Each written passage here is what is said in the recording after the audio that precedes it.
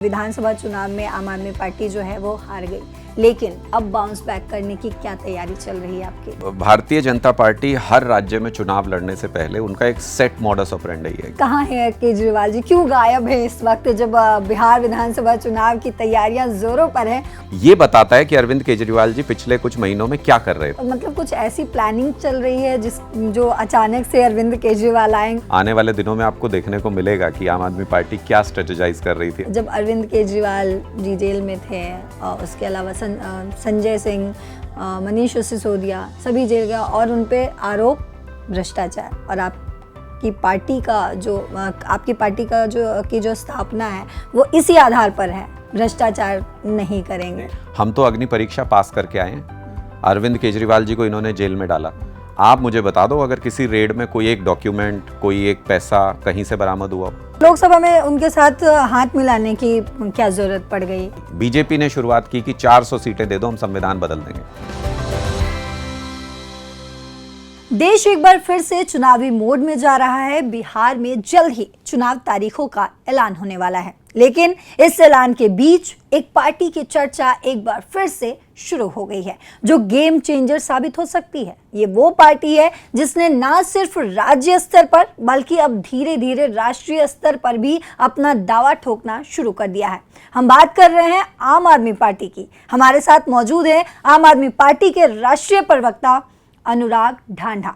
उनसे समझेंगे कि आखिर बिहार चुनाव को लेकर क्या है आम आदमी पार्टी की रणनीति, और उन्होंने ऐलान किया है कि बिहार में अकेले चुनाव लड़ेंगे। अनुराग जी, आपका बहुत स्वागत है दैनिक जागरण में।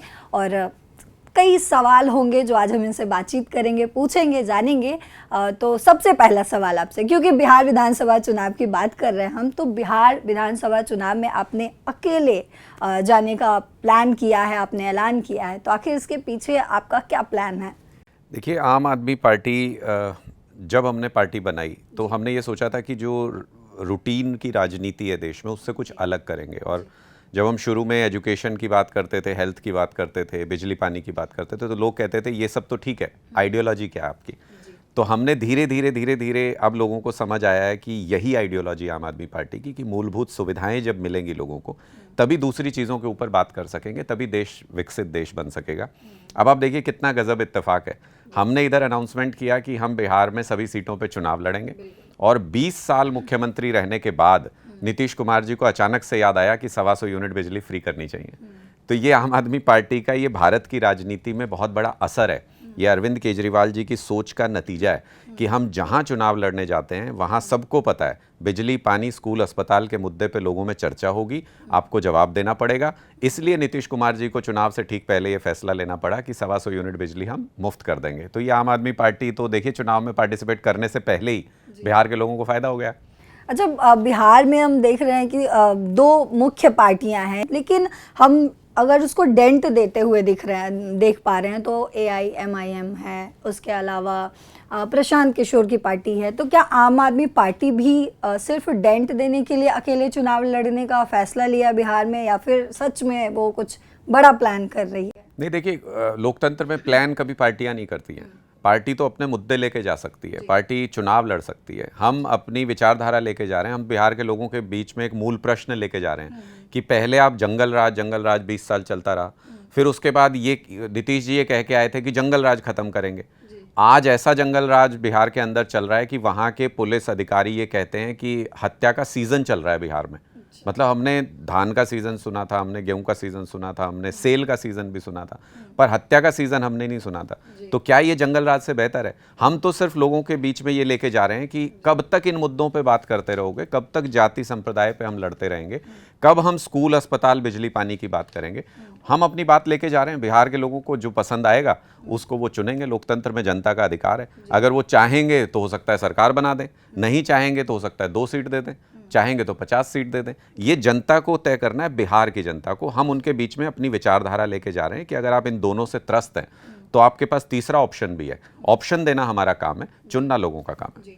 हम बिहार के बारे में तो बात करेंगे ही आगे, लेकिन सबसे पहले उस राज्य की बात करते हैं, वहाँ की बात करते हैं जहाँ से आम आदमी पार्टी का सूर्योदय हुआ था, जहां से आम आदमी पार्टी को लोगों ने जानना शुरू किया था, वो है दिल्ली, हमारे देश का कैपिटल। तो सबसे पहला सवाल सर आपसे, दिल्ली में हाल के विधानसभा चुनाव में आम आदमी पार्टी जो है वो हार गई, लेकिन अब बाउंस बैक करने की क्या तैयारी चल रही है आपकी? देखिए, मुझे लगता है कि भारतीय जनता पार्टी हर राज्य में चुनाव लड़ने से पहले उनका एक सेट मॉडस ऑपरेंडी है कि आप वोटर लिस्ट के साथ छेड़छाड़ कीजिए, चुनाव आयोग उसमें पूरी तरह से साथ में शामिल होता है, आप जो लेवल प्लेइंग फील्ड है उसको ही डिस्टर्ब कर दीजिए।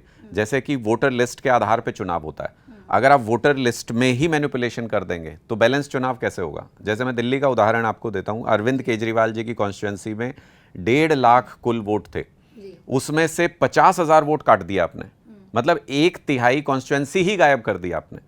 तो फिर कैसे, मतलब बैलेंस चुनाव कैसे हो सकता है? तो ये सारे हथकंडे दिल्ली चुनाव में अपनाए गए और बीजेपी के और हमारे बीच में 0.8% का वोट डिफरेंस है। इतना कुछ होने के बाद भी सारी केंद्र सरकार की ताकत, 22 सीटों से एग्जैक्टली। तो हम पिछले 20 साल का आप इतिहास उठा के देखें तो शायद सबसे स्ट्रांग विपक्ष अभी भी हैं हम। वोट शेयर के मामले में भी हम 0.8% के डिफरेंस से भारतीय जनता पार्टी से पीछे हैं। ये सारे हथकंडे बीजेपी ने अपनाए, लेकिन उसका नतीजा क्या हुआ?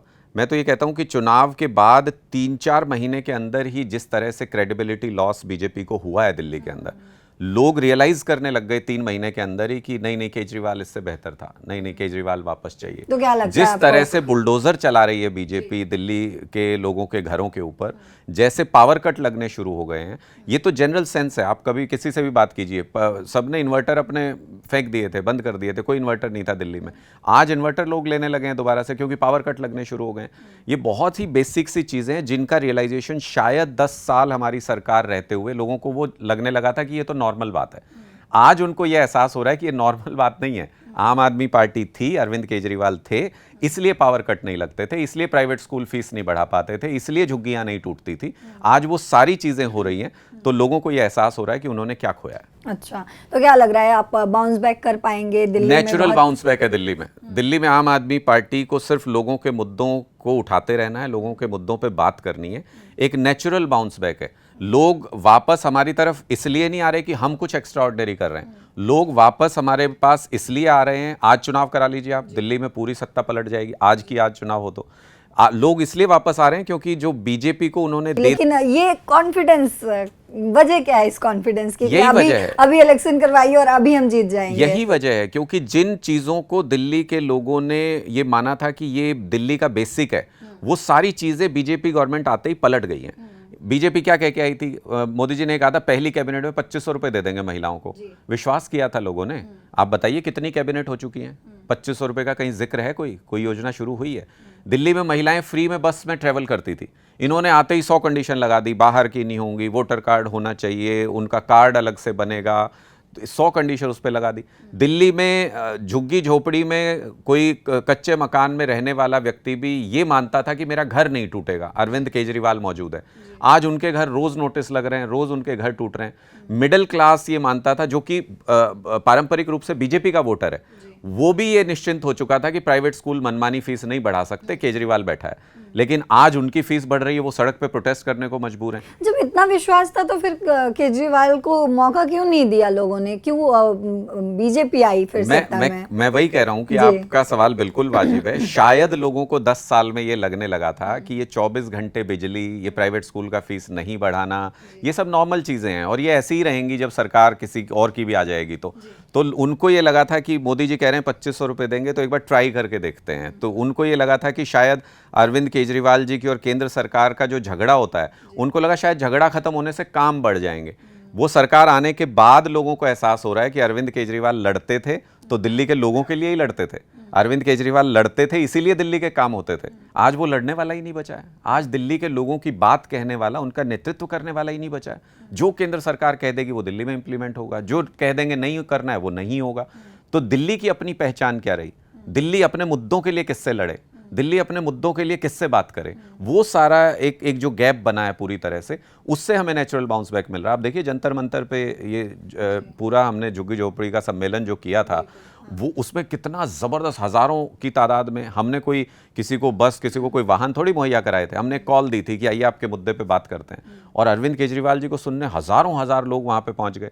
ये अपने आप में दिखाता है कि लोगों के अंदर ये रियलाइजेशन है कि एक बहुत बड़ी गलती हो गई, दिल्ली से अरविंद केजरीवाल जी को जो उन्होंने जिता के दोबारा नहीं भेजा, वो एक बहुत बड़ी गलती हो गई। और वो रियलाइजेशन हमको सिर्फ दिल्ली में नहीं बल्कि वो मैसेज पूरे देश में फैल रहा है कि गलती हो गई, आम आदमी पार्टी को लाना चाहिए था। उसी का नतीजा है कि गुजरात में आप देखिए 17,500 वोट से हमारे वहाँ पे विधायक जीते। पहले 5,000 मार्जिन था, 3 गुना बढ़ गया।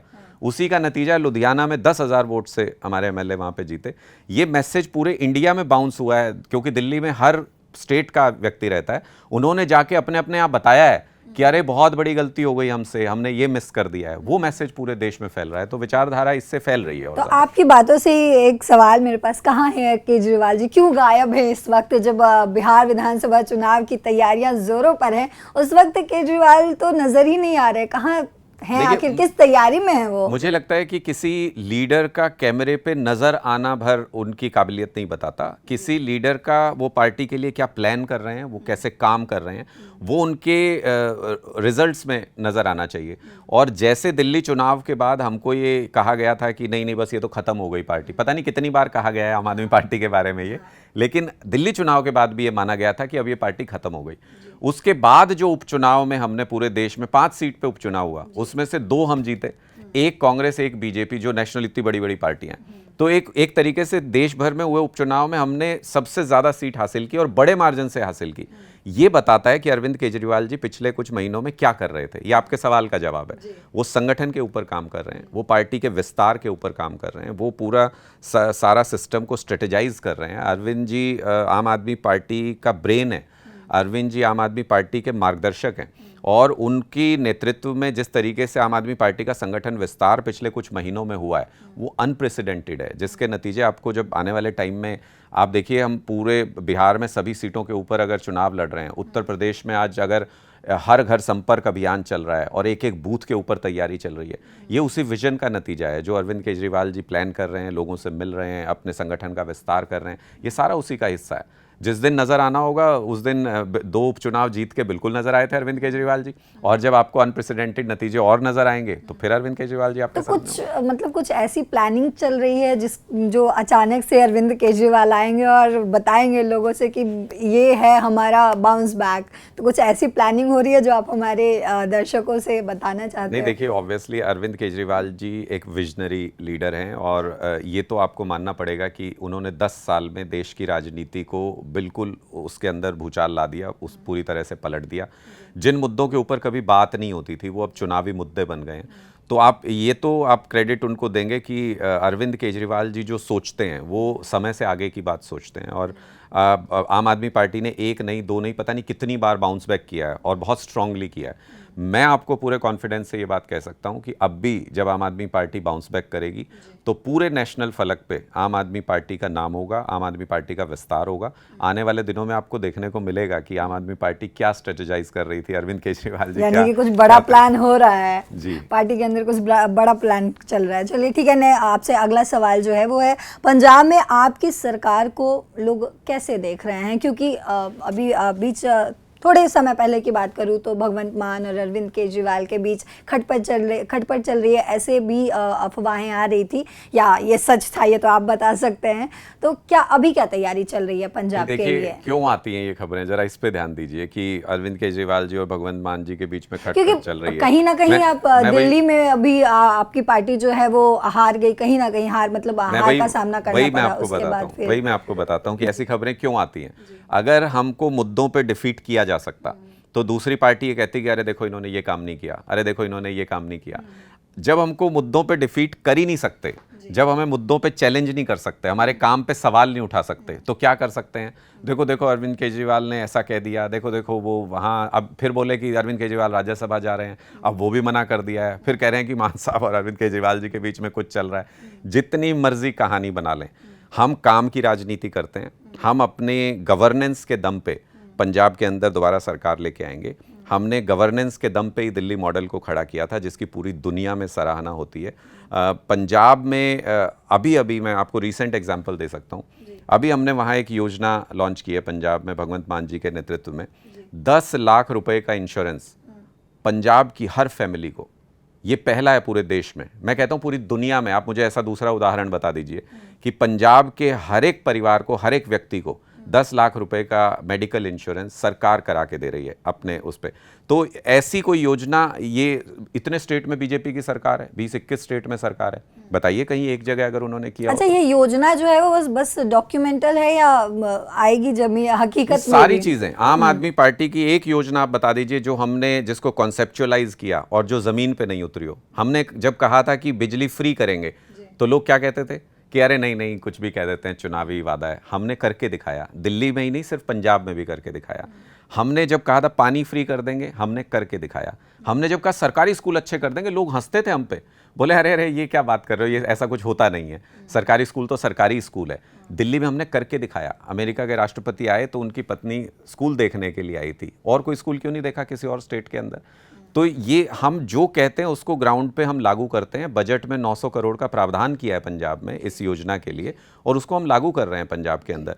और ऐसी बहुत सारी योजनाएं, अभी हम लैंड पूलिंग स्कीम पंजाब के अंदर अनाउंस की है। देश की पहली ऐसी स्कीम है जिसमें किसान की ज़मीन एक्वायर नहीं होगी। अभी तक क्या होता था, किसान की ज़मीन को एक्वायर कर लीजिए, किसान की ज़मीन को, और वहाँ पे आप अपना कोई भी योजना सरकार लेके आती थी। हमने पहली बार ये कहा हम किसान को हिस्सेदार बनाएंगे इसके अंदर। हमने कहा 1 एकड़ भी ज़मीन एक्वायर नहीं होगी, फार्मर चाहे कंट्रीब्यूट करे, उसको उसके बदले में हिस्सेदारी देंगे जो डेवलप्ड ज़मीन है उसके अंदर। और वो देखिए कितना ज़बरदस्त रुझान है, वहाँ फार्मर्स अपने आप कंट्रीब्यूट कर रहे हैं कि हम भी हिस्सेदार बनना चाहते हैं। तो ये जो थिंकिंग है, ये जो लोगों के प्रति सोच है, ये आम आदमी पार्टी को मजबूत बनाती है। लोगों के लिए जब काम होता है तो लोग हमें लोग किसी जाति के आधार पे वोट नहीं करते, हमें लोग किसी धर्म के आधार पे वोट नहीं करते।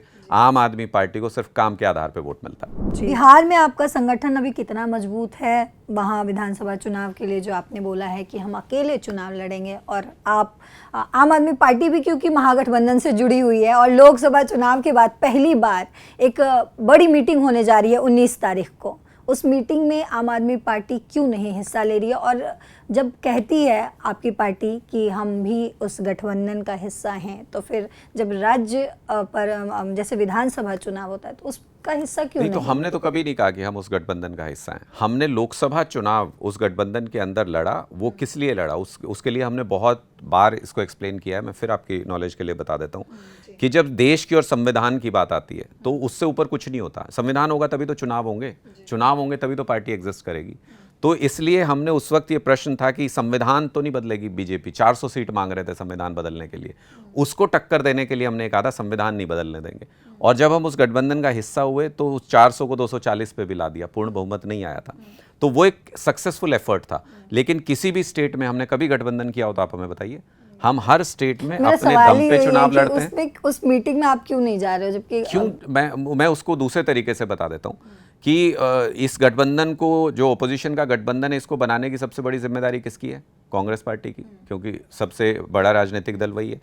कांग्रेस पार्टी की अंदर खाने सेटिंग है भारतीय जनता पार्टी के साथ। उनकी लीडरशिप पूरी, बड़ी बात कह रहे मैं हो। ओपनली बोल रहा हूँ, आपको मैं 10 उदाहरण दे सकता हूँ। उनकी पूरी लीडरशिप बीजेपी की गोद में बैठी है। वो आप बता दीजिए, हरियाणा में क्या बीजेपी चुनाव जीत सकती थी? कोई एक आकलन कह रहा था, सब कह रहे थे कांग्रेस जीतेगी, फिर कैसे हार गई कांग्रेस? इस पर केजरीवाल जी ने कहा भी था क्या ये बीजेपी और कांग्रेस जो है वो पति पत्नी की तरह है। कहीं आप उसी के रेफरेंस में तो नहीं कह रहे? एग्जैक्टली। और मैं कह रहा हूँ पति पत्नी भी नहीं है, ये प्रेमी प्रेमिका ही है जो छुप छुप के मिलते हैं, सामने तो कहते भी नहीं ना। फिर मैं देखिए कितने उदाहरण मैं आपको दे सकता हूँ। महाराष्ट्र में आप सबका आकलन था कि गठबंधन जीतेगा, कैसे हार गया? जहां पे दिल्ली के अंदर इन्होंने भारतीय जनता पार्टी की मदद की कि नहीं, कि हमारी टॉप लीडरशिप के खिलाफ बीजेपी के 44 करोड़ रुपए कैश में आया कांग्रेस के पास। कोई सीट नहीं आनी थी उसकी, एक कैंडिडेट की जमानत नहीं बचनी थी। ऐसी पार्टी को 44 करोड़ किसने दे दिया? हमें 2000 रुपए मिले, बीजेपी को कैश में कुछ नहीं मिला, कांग्रेस को 44 करोड़ रुपया मिला। आपको भी पता है, मुझे भी पता है किसने दिया होगा। कोई एजेंसी क्यों नहीं गई उनके पास? तो ये सारे सवाल जो हैं, अभी नागपुर में कांग्रेस और बीजेपी ने मिलके वहाँ पे नगर पालिका के अंदर सरकार बनाई है। चंडीगढ़ के अंदर मेयर बीजेपी का, डिप्टी मेयर कांग्रेस पार्टी का, मिलके सरकार बनाई है।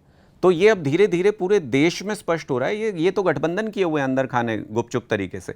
जब कोई महत्वपूर्ण सवाल उठाना होता है, ऑपरेशन सिंदूर के समय में देखिए, जब इतना महत्वपूर्ण सवाल चल रहा था कि जब हमारी सेना जीत रही थी तो मोदी जी ने किस प्रेशर में सरेंडर कर दिया, ये सवाल देश पूछ रहा था। और राहुल गांधी क्या पूछ रहे थे हमारे कितने प्लेन गिरे।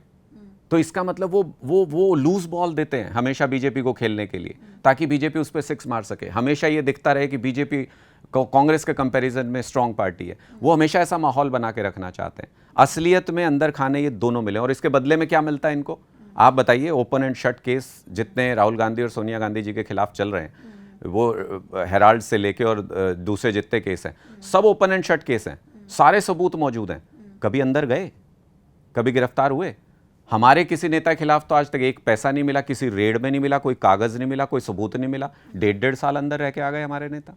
तो ये अपने आप में बताता है भाई कांग्रेस का काम है बीजेपी को जिताओ, बीजेपी का काम है राहुल गांधी सोनिया गांधी जी को बाहर रखो, उनको जेल मत जाने दो। सेटिंग है इन दोनों की आपस में। अच्छा, इन दोनों की सेटिंग है, बड़ी बात कह रहे हैं आप। चलिए नेक्स्ट सवाल आपसे है। आपने हाल ही में सौरभ भारद्वाज जी को दिल्ली इकाई का अध्यक्ष और मनीष सिसोदिया को पंजाब का प्रभारी बनाया। इस बदलाव का उद्देश्य जान सकते हैं? देखिए, बिल्कुल दोनों ही लीडर्स जो हैं आम आदमी पार्टी के नेशनल लीडरशिप का हिस्सा हैं, बहुत मजबूत हमारी लीडरशिप का हिस्सा हैं, और दोनों के अंदर संगठन को बनाने की ज़बरदस्त क्षमता है। आम आदमी, मैं यही तो कह रहा हूँ कि आप पूछ रहे हो मुझसे कि अरविंद केजरीवाल जी क्या कर रहे हैं, मैं कह रहा हूँ कि यही कर रहे हैं अरविंद केजरीवाल जी, कि जो सक्षम लोग जहाँ जहाँ उनको लगाने चाहिए, उनको जिस तरीके से मॉनिटर करना चाहिए, उनको उनके साथ जिस तरीके से स्ट्रेटजाइज करना चाहिए, वो कर रहे हैं। मनीष सिसोदिया जी को प्रभारी बनाया गया, तो पंजाब में आज देखिए संगठन किस तेज़ी से बढ़ रहा है वहाँ पे। सौरभ भारद्वाज जी को अगर दिल्ली का अध्यक्ष बनाया गया, तो हर मुद्दे के ऊपर मजबूती से पार्टी की बात रखने से लेके संगठन विस्तार तक किस तरह से काम हो रहा है वो देखिए। यही वो राइट डिसीजंस हैं। पॉलिटिक्स में डिसीजन बहुत मैटर करता है, तो ये वो राइट डिसीजंस हैं जिनसे पार्टी का विस्तार बहुत तेज़ी से हो रहा है और बहुत सारी चीज़ों को लेके हम लोगों तक पहुंच पा रहे हैं। पंजाब में किसानों के विरोध और ड्रग्स के खिलाफ कार्रवाई को लेकर आपकी क्या नीति है? क्या कोई नई योजना बन रही है? देखिए, पंजाब के अंदर इस वक्त जो ड्रग्स के मामले में काम हो रहा है वो अनपैरेलल्ड है, अनप्रेसिडेंटेड है। आप गूगल कीजिए, आप इतिहास उठा के देख लीजिए, पूरी दुनिया में ड्रग्स के खिलाफ इस लेवल का अभियान कभी किसी सरकार ने नहीं चलाया, किसी प्रदेश छोड़ दीजिए, किसी देश की सरकार ने भी नहीं चलाया। 20,000 से ज़्यादा गिरफ्तारियां वहाँ पे हो चुकी हैं। वहाँ पे करीब करीब 10,000 के आसपास FIR दर्ज हुई है। जो ड्रग्स का ग्राउंड नेटवर्क था पूरी तरह से उसको तबाह कर दिया गया है। अगर कोई बड़े लोग भी उसमें शामिल थे, हमारी पुलिस हिचकती नहीं, उनके खिलाफ भी कार्रवाई कर रही है। ये सारी चीज़ें पहले भी कर सकते थे। पहले क्या पुलिस नहीं थी पंजाब में? पहले क्या गवर्नमेंट नहीं थी पंजाब में? कोई और भी कर सकता था। लेकिन पूरे पंजाब को नशे में झोंक दिया पहले की सरकारों ने, क्योंकि उनके अपने पर्सनल इंटरेस्ट थे। आम आदमी पार्टी की सरकार ने हज़ारों हज़ार किलोग्राम ड्रग्स बरामद की है। वो पूरा नेटवर्क नेस्तो नाबूद कर दिया है। ड्रोन से भेजते थे। मैं कंपेयर कल देख रहा था, मैं डाटा देख रहा था, तो 2020 के कंपैरिजन में अगर 2025 में देखें, हमने 10 गुना ज़्यादा ड्रोन्स गिराए हैं पाकिस्तान से जो ड्रग्स आती थी। 10 गुना ज़्यादा ड्रोन्स को गिराया, उनको बरामद किया उन ड्रग्स को। तो और आज के दिन लॉ एंड ऑर्डर के मामले में देखो तो पूरे देश में 2nd नंबर पे आता है पंजाब। तो ये सारी उपलब्धि हैं, ये सरकार की नीयत दिखाती हैं। पंजाब के युवा को ड्रग्स से बाहर निकालना है, उसके लिए चाहे जो मर्जी दांव पे लगाना पड़े, आम आदमी पार्टी इसके लिए पूरी तरह से मजबूत इरादा रखती है। एक बहुत ही इम्पोर्टेंट सवाल है ये। आपने भ्रष्टाचार के खिलाफ अपनी स्थापना की, क्या पार्टी अब भी उसी तरह की पारदर्शिता और जवाबदेही को बनाए रख पा रही है? 100%। क्योंकि मैं अपना सवाल कंप्लीट कर दूं, क्योंकि जब अरविंद केजरीवाल जी जेल में थे, उसके अलावा संजय सिंह, मनीष सिसोदिया सभी जेल गया और उन पे आरोप भ्रष्टाचार, और आपकी पार्टी का जो स्थापना है वो इसी आधार पर है, भ्रष्टाचार नहीं करेंगे। देखिए, हम 100% आज भी 0 टॉलरेंस भ्रष्टाचार के लिए है। पंजाब में आपने अभी रिसेंट एग्जाम्पल भी देखा होगा, हमारे अपने विधायक के खिलाफ कोई मामला था, इमीडिएटली उनको अरेस्ट किया गया, उनके खिलाफ कार्रवाई हुई। हम इसमें ये नहीं देखते कि कौन हमारा है और कौन दूसरी पार्टी का है। अगर भ्रष्टाचार कर रहा है तो वो हमको बर्दाश्त नहीं है। दूसरी चीज़, हम तो अग्नि परीक्षा पास करके आए हैं। अरविंद केजरीवाल जी को इन्होंने जेल में डाला। आप मुझे बता दो, अगर किसी रेड में कोई एक डॉक्यूमेंट, कोई एक पैसा कहीं से बरामद हुआ हो, हमने तो आज तक, मैंने खुद पत्रकारिता की है इतने साल, मैं तो आपको ढेरों एग्जाम्पल बता सकता हूँ। एक क्लर्क के घर भी अगर वो भ्रष्टाचार कर रहा है, उसके यहाँ छापा पड़ता है ना, टंकी में से पैसे निकलते हैं, सोफा में से पैसे निकलते हैं, गड्डियाँ बरामद होती हैं, इतने ढेर लगा के दिखाती हैं एजेंसी, देखो देखो हमें ये बरामद हुआ। आपको कोई तस्वीर याद आती है कि अरविंद जी के रिगार्डिंग कोई एक चीज़ बरामद हुई हो कहीं से? चलिए मनीष सिसोदिया जी को ले लीजिए, उनके गांव में गए, उनकी ज़मीनें तलाशी, उनके घर पे छापा मारा, उनके लॉकर खुलवाए, क्या मिला? एक बच्चे का चांदी का झुनझुना मिला। मतलब इससे बड़ी ईमानदारी क्या हो सकती है? 10 साल आपने दिल्ली के अंदर राज किया आम आदमी पार्टी ने, ये सब हमारी टॉप लीडरशिप है। कोई 1 साल भी राज करता है तो उसके यहाँ छापा मार के दिखा दो। आप कांग्रेस और बीजेपी के जो ग्राउंड वर्कर हैं, मैं कहता हूँ उसके जिलाध्यक्ष के यहाँ छापा मार लीजिए, किसी के यहाँ भी, देखिए क्या निकलता है। और हमारी टॉप लीडरशिप सारी की सारी आपने जेल के अंदर रखी, आपने सारी रेड्स कर ली, ईडी, सीबीआई से बड़ी कोई एजेंसी है देश में? इन्होंने पूरी ताकत लगा ली, निकला क्या? तो इसका मतलब ये पॉलिटिकली मोटिवेटेड केस थे सारे के सारे, और पीएमएलए के केस थे। पीएमएलए के केस में जमानत का मतलब क्या होता है? रेगुलर बेल पे हैं सब। जमानत का मतलब क्या है पीएमएलए के केस में? कि जब कोर्ट इस बात को लेके कन्विंस हो जाए कि कोई एविडेंस नहीं है, तब पीएमएलए में जमानत मिलती है, वरना जमानत ही नहीं मिलती। तो जब जमानत पे सारे बाहर आ गए, इसका मतलब वो केस ही फ्रिवलस केस है। क्यों किया गया, इसका जवाब जानना बहुत जरूरी है। क्यों इस लीडरशिप को अंदर किया गया? क्योंकि इनको ये लगता था कि दिल्ली के स्कूलों में जो बदलाव हुआ उसकी चर्चा पूरे देश के लोग ये कहेंगे, अच्छा वहां के हो सकते हैं तो हमारे क्यों नहीं ठीक हो सकते? दिल्ली में जो 24 घंटे बिजली मिलने लगी, पूरे देश के लोग ये सवाल पूछने वाले थे कि वहां हो सकता है तो यहाँ क्यों नहीं हो सकता? इसलिए इनके लिए बहुत ज़रूरी था कि इनको यहाँ से किसी तरह से हटाओ, इनको यहाँ से किसी तरह से नेस्तो नाबूद करो, ताकि आम आदमी पार्टी का जो सवाल है मूलभूत सुविधाओं का, वो उठना बंद हो जाए। आज पूरे देश में एक भी राज्य ऐसा नहीं है, 6% एजुकेशन बजट जो है वो रिकमेंडेशन है कमेटी के कि वो होना चाहिए, तभी कुछ सुधार होगा। एक राज्य बीजेपी शासित दिखा दीजिए जो 6% देता हो, एक भी नहीं है, सिंगल। और हमारे यहाँ 25% हमने बजट का हिस्सा दिया एजुकेशन को। तो हमारी प्रायोरिटीज़ अलग हैं, और वो प्रायोरिटीज़ बीजेपी की प्रायोरिटीज से मेल नहीं खाती।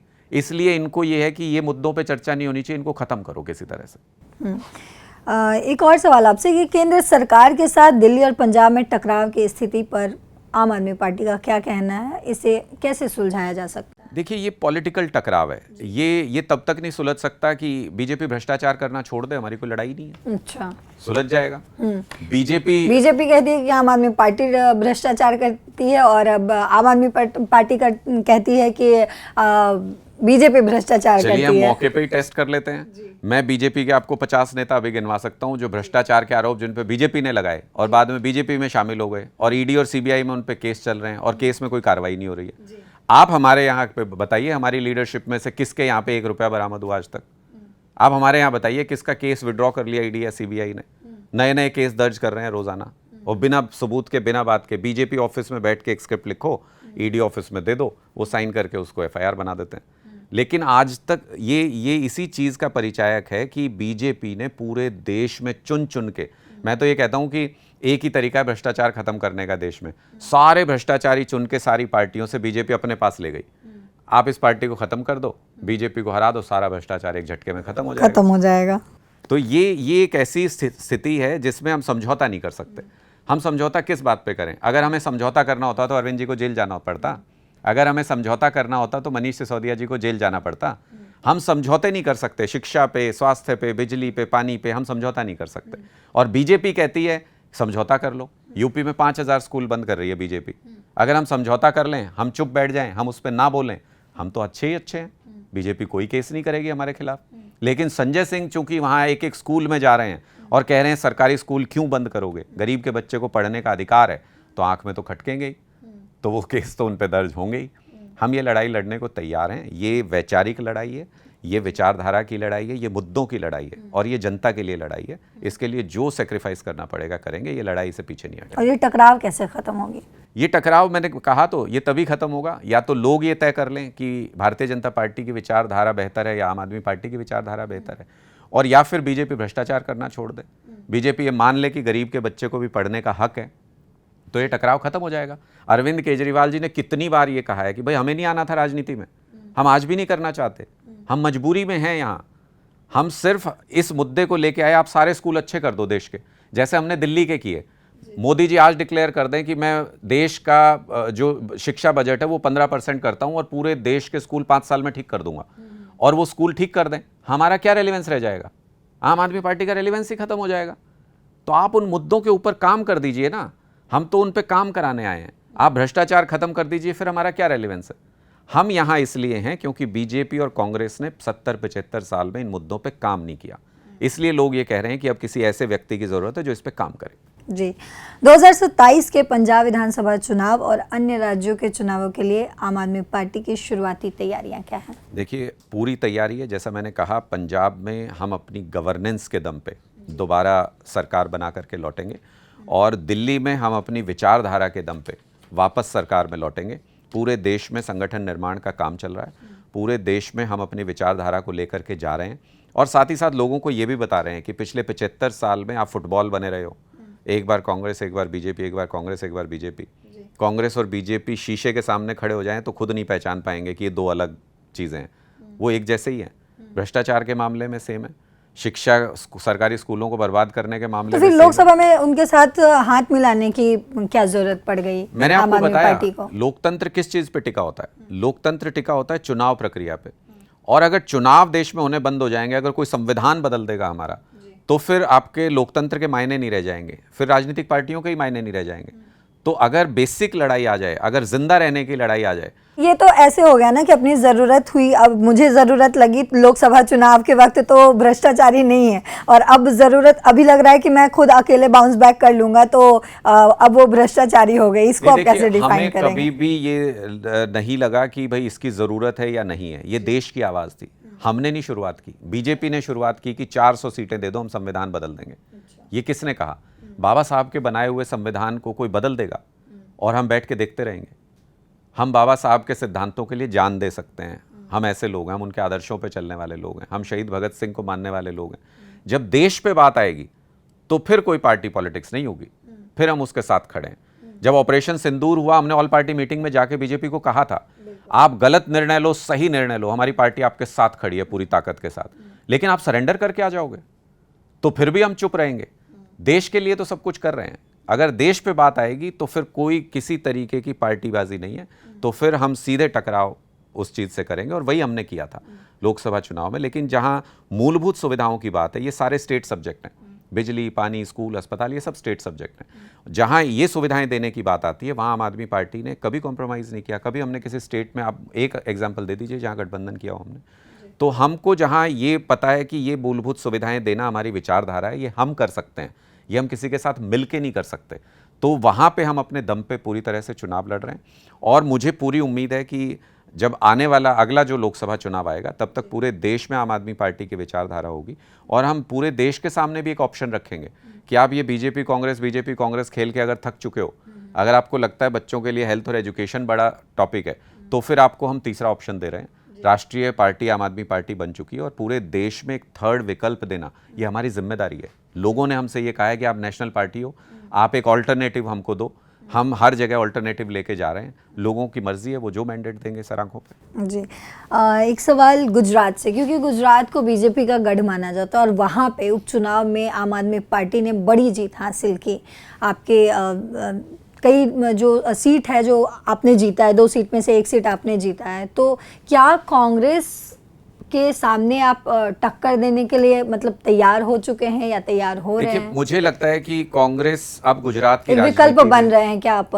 मतलब सीधे हम विकल्प हैं, तो हम गुजरात में विकल्प हैं। हमारे वहाँ 5 विधायक हैं, हमने एक अच्छा खासा वोट बैंक वहाँ पे बनाया, अपना हासिल किया है। कांग्रेस अब गुजरात की राजनीति में इरेलेवेंट हो रही है, क्योंकि गुजरात के लोग एक बहुत लंबे समय से एक मजबूत विकल्प ढूंढ रहे थे जिसको वो बीजेपी के खिलाफ सत्ता में ला सके। कांग्रेस ने हमेशा कॉम्प्रोमाइज़ किया है। मैं तो आज तक ये समझ नहीं पाया, राहुल गांधी गुजरात में जाके ये कह के आए कि हमारे कुछ लोग बीजेपी से मिले हुए हैं, मतलब उनको पता है कि उनके कुछ लोग बीजेपी से मिले हुए हैं। एक आदमी नहीं निकाला। आप हमारी पार्टी में हमको कन्विंस कर दीजिए कि ये आदमी मिला हुआ है, हम उसको पकड़ के बाहर कर देंगे पार्टी से। तो अगर आपको पता है कि आपकी पार्टी में स्लीपर सेल है, आपकी पार्टी के लोग बीजेपी से मिले हुए हैं, स्टिल आप कोई एक्शन नहीं ले रहे हैं, तो इसका क्या मतलब है? इसका मतलब है कि आपकी भी सहमति है उस चीज़ पे। और गुजरात के लोगों को ये क्लियर मैसेज है कि अगर कोई फाइट कर सकता है अगर कोई बीजेपी को टक्कर दे सकता है और मुद्दों के आधार पे गुजरात के लोगों का भला कर सकता है तो वो आम आदमी पार्टी है। हमने सिर्फ यही पिक्चर प्रेजेंट की थी, हमने कुछ और नहीं किया। हमने उपचुनाव में सिर्फ इतनी पिक्चर प्रेजेंट की कि कांग्रेस के व्यक्ति को जिताओगे तो वो बिक जाएगा, बीजेपी के साथ चला जाएगा। आम आदमी पार्टी के नेता को जिताओगे तो वो इनसे टक्कर लेगा मजबूती से। और आप देखिए 5,000 के मार्जिन से पहले वो सीट जीती गई थी, 17,500 के मार्जिन से। उपचुनाव में नॉर्मली गवर्नमेंट के फेवर में जाता है, पर हम 17,500 के मार्जिन से वो सीट जीत के वहां पे आए। ओवरवेलमिंग रिस्पॉन्स मिला, और तब मिला जब गुजरात के सारे मंत्री उस सीट पे प्रचार करने आए। गुजरात की पूरी सरकार, पूरा दमखम वहाँ लगा हुआ था, तब भी लोगों ने आम आदमी पार्टी के नेतृत्व को वहाँ चुन के भेजा है। और गोपाल इटालिया विधानसभा में पहुँच गए हैं वहाँ पे। आप देखिए अब वहाँ पे आम आदमी पार्टी की आवाज़ और बुलंद तरीके से उठेगी। ईशुदान गढ़वी हैं, गोपाल इटालिया जी हैं, चैतर वसावा हैं, ये सारे अपने अपने इलाकों के, अपने अपने समुदाय के वहाँ सामान्य लोगों के ये फेस बन चुके हैं वहाँ पे। तो हमें पूरी उम्मीद है कि नेक्स्ट चुनाव में आप देखिएगा आर पार की टक्कर होगी बीजेपी के साथ, और इस बार हराएंगे गुजरात में। मैं तो ये कहता हूँ, मैं इसको एक तरीके से ये कहता हूँ कि दिल्ली का बदला गुजरात में लेंगे इस बार। अरे वाह। अच्छा, गुजरात में भी माफ कीजिएगा, गोवा में आपकी पार्टी विस्तृत कर रही है, आम आदमी पार्टी विस्तृत हो रही है, वहाँ क्या तैयारियां चल रही हैं? देखिए वहाँ भी अभी फिलहाल सब जगह पे जहाँ जहाँ जो हमारे एक्टिव स्टेट्स हैं, जहाँ हम काम कर रहे हैं विधानसभा चुनाव के लिए, वहाँ सब जगह संगठन पे काम चल रहा है। ग्राउंड पे एक एक व्यक्ति के पास जा रहे हैं, उनके मुद्दों को समझ रहे हैं, उनसे बात कर रहे हैं। गोवा में अभी हमारे 2 विधायक गोवा के अंदर हैं, और गोवा में पिछली बार हमने पहली बार जब चुनाव लड़ा तो हमको ओवरवेलमिंग रिस्पांस मिला। लोगों ने ये कहा कि आप एक ऑप्शन हो सकते हो। हमको वहाँ पे 6% से ज़्यादा वोट मिला। तो हमें पूरी उम्मीद है कि अब जब हम एक एक घर में जा रहे हैं गोवा के मुद्दों के ऊपर बात कर रहे हैं, गोवा ने हमारे 2 विधायकों को काम करते हुए देखा है। वहाँ हमारी सरकार नहीं है, लेकिन जहाँ हमारे विधायक हैं वहाँ पे मोहल्ला क्लिनिक बनाए उन्होंने। वहाँ वो एक अपना एग्जाम्पल पेश कर रहे हैं कि अगर हमारी सरकार होगी तो ये गवर्नमेंट के बेसिस पे ये हर जगह पे इस तरीके के मोहल्ला क्लिनिक बनेंगे। तो ये एक मॉडल हम प्रेजेंट कर रहे हैं, उसको लोगों ने देखा है। हमको पूरी उम्मीद है कि गोवा का जब इस बार चुनाव होगा तो लोग वहाँ पे बहुत ज़बरदस्त तरीके से समर्थन करने वाले हैं आम आदमी पार्टी। एक सवाल बंगाल पर भी, क्योंकि अरविंद केजरीवाल जी का और ममता बनर्जी का रिश्ता जो है काफ़ी अच्छा माना जाता है, काफ़ी अच्छे तरीके से देखते हैं हम। तो क्या बंगाल के लिए भी कोई तैयारी चल रही है? क्या बंगाल में भी आम आदमी पार्टी जो है वो आने वाली है, और अगर आएगी तो क्या वो साथ में आएगी, या फिर जिस तरीके से बिहार में अनाउंसमेंट हुआ है कि हम अकेले आ रहे हैं, अपने दम पर आ रहे हैं, तो क्या उसी तरीके से? कुछ आपको अपने लिए सरप्राइज भी रखना चाहिए, सारी बातें आज नहीं जाननी चाहिए। दैनिक जागरण से कुछ एक्सक्लूसिव बात करते हुए कुछ ऐसा बताइए कि हमारी जो जनता है, पूरे देश में आम आदमी पार्टी का संगठन निर्माण का काम चल रहा है। हमारा प्राइम मोटिव ये है कि जहाँ जहाँ हमारी विचारधारा को मानने वाले लोग हैं वो सब एक कड़ी में जुड़े होने चाहिए। चुनाव कहाँ लड़ना है, कहाँ नहीं लड़ना है, किसके साथ लड़ना है, किसके साथ नहीं लड़ना है, ये निर्णय पार्टी लीडरशिप समय समय पे जब वो चुनाव आते हैं तो करते हैं। मुझे लगता है कि ममता जी जो एक तरीके से बीजेपी की जो विचारधारा को सीधी टक्कर दी जा सकती है, ममता बनर्जी जी बहुत मजबूती के साथ उन्होंने उसको टक्कर दी है। और जो जातिवाद का, जो धर्म के नाम पे जो जहर फैलाने का काम भारतीय जनता पार्टी करती है, उसको मजबूत टक्कर दिया जाना ज़रूरी है। इसलिए नहीं कि किसी स्टेट में कोई गवर्नमेंट बने या ना बने, बल्कि इसलिए क्योंकि देश के को जो हमारा पहले विभाजित हुआ था वो भी इसी आधार पे हुआ था, इस नफरत के आधार पे हुआ था। और अगर वापस से वैसा माहौल बनाया जाएगा, अब मैं आपका 1 मिनट इसमें और लूँगा क्योंकि मुझे इंसिडेंट ध्यान आ गया कि अभी जब पहलगाम का इंसिडेंट हुआ, सब लोगों ने, पूरे देश को झकझोर दिया उस इंसिडेंट ने। सब जगह चर्चा हुई कि वहाँ धर्म के आधार पे पूछ पूछ के लोगों को मारा गया। क्यों मारा था आतंकियों ने धर्म के आधार पे पूछ के? क्योंकि उनके पास ये मैसेज चला गया कि धर्म के आधार पे डिवाइड देश के अंदर बढ़ रहा है। कौन बढ़ा रहा है? सारा देश जानता है, भारतीय जनता पार्टी बढ़ा रही है। वो आतंकवादी जो पाकिस्तान से आए थे, उनका एजेंडा क्या था? हिंदू मुस्लिम करो, देश के अंदर दरार पैदा करो। और बीजेपी सारा दिन क्या एजेंडा लेके चलती है कि हिंदू मुस्लिम करो, देश के अंदर दरार पैदा करो। तो क्या फ़र्क है उन पाकिस्तान के आतंकियों में और भारतीय जनता पार्टी के जो प्रचार करते हैं हिंदू मुस्लिम करते हैं? एक ही तो एजेंडा लेके चल रहे हैं दोनों, उन्हीं आतंकियों का एजेंडा देश में आगे बढ़ा रहे हैं। तो इसको काउंटर करना बहुत ज़रूरी है। इसलिए बीजेपी को जहाँ भी मजबूत टक्कर इस इस नैरेटिव को कोई दे सकता है, वहाँ पे हमको लगता है कि वो बहुत मजबूती के साथ ममता जी वहाँ पे काम कर रही हैं और पूरे देश में ऐसा होना ज़रूरी है, पूरे देश में इस नैरेटिव को टक्कर दी जानी चाहिए। तो आपकी इस बात से हम कहीं ना कहीं मान लें कि आप अगर आते हैं बंगाल में तो आम आदमी पार्टी ममता बनर्जी के साथ ही आएगी? नहीं, आप कयास कुछ भी लगा लीजिए। मैंने कहा कि नहीं, मैं आपसे जानना चाहती हूँ। मैंने कहा कि पूरे देश में हम संगठन निर्माण का काम कर रहे हैं और जहां जिस समय पे जो पॉलिटिकल निर्णय सही होगा वो पार्टी लीडरशिप उस पर निर्णय लेती है। और ये कभी भी हमारी पार्टी में कभी भी एक आदमी का डिसीजन नहीं होता है, एक पॉलिटिकल अफेयर्स कमेटी है, पूरी टॉप लीडरशिप उसमें आती है और समय समय पे हम जो मुद्दा हमारे सामने आता है उस पर सब बैठ के निर्णय लेते हैं और फैसला जो होता है उसी को पार्टी लागू करती है। ओके, एक आखिरी सवाल आपसे, क्योंकि अब सबसे पहले बिहार विधानसभा चुनाव होना है, तो कुछ ऐसी टॉप सीक्रेट्स आप हमसे शेयर कर सके जो तैयारियां जो चल रही हैं बिहार के लिए, और अचानक से अरविंद केजरीवाल आएंगे या फिर आम आदमी पार्टी अनाउंस करेगी कि हम बिहार के लिए ये कर रहे हैं? नहीं, देखिए, मैं आपको ये ज़रूर बता सकता हूँ कि नीतीश जी जो 125 यूनिट बिजली फ्री करके और वो चाहते हैं कि वो चुनाव में मौके पे अनाउंस करके वो चुनाव में कुछ फ़ायदा ले लेंगे उसका, हम इसको ज़रूर एक्सपोज करेंगे लोगों के सामने। हम एक एक घर तक बिहार में जाएंगे, उनसे पूछेंगे कि 20 साल से वोट दे रहे हो, ये 125 यूनिट बिजली 2 महीने पहले क्यों याद आई नीतीश कुमार जी को? पूछेंगे लोगों से ज़रूर। और जब लोगों ने ये देख लिया कि हम पंजाब में 300 यूनिट बिजली फ्री देते हैं, हम दिल्ली में 200 यूनिट बिजली तो free Delhi model, Punjab model अब बिहार में भी लागू करने की तैयारी में है? दिल्ली मॉडल बिहार में ऑलरेडी लोगों के बीच में चर्चा में है। मैं इसलिए ये कह रहा हूँ कि जब यहाँ से झुग्गियाँ तोड़ी गई बड़े पैमाने पे, तो मैं उसका रेलेवेंस भी आपको बताता हूँ। तो बिहार के हमारे बहुत सारे भाइयों के यहाँ पे उनके घर टूट गए, उनकी झुग्गियाँ टूट गई और उनको बीजेपी ने एक तरीके से दिल्ली से बाहर भागने पे मजबूर किया, उनको धकेला दिल्ली से बाहर कि यहाँ तुम नहीं रह सकते हो, वापस जाओ। तो हम यही पूछ रहे हैं कि यहाँ तो आप बिहारी भाइयों के घर तोड़ते हो और वहाँ जाके उनसे वोट मांगोगे। हमने एक एक गाँव में, एक एक डिस्ट्रिक्ट में जाके ये सवाल वहाँ पे पूछा है और हमने इसको लेके एक बड़ा प्रोटेस्ट पटना के अंदर किया था। संजय सिंह जी वहाँ गए थे, लोगों के अंदर इस बात को लेके चर्चा की है कि जो आपके बिहारी भाई को दिल्ली से भगा रहा है वो यहाँ पे आपसे वोट मांग रहा है, तो यहाँ से उसको भगाइए। बिहार के लोगों में इस बात को लेकर ज़बरदस्त रिस्पांस है और इस बात का, बिहारी अस्मिता के इस सवाल पर इस बार लोग बीजेपी को जवाब देंगे, आप देख लीजिएगा।